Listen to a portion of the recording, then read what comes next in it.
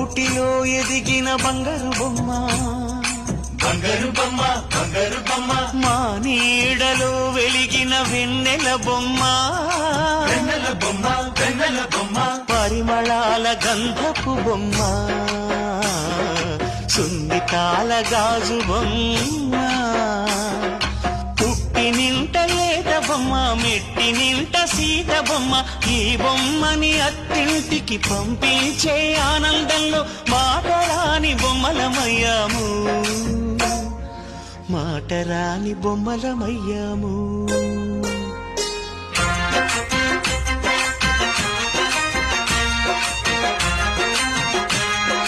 పల్లకిలో పెళ్లి కూతురు రాణిలా ఉంది, మహారాణిలా ఉంది.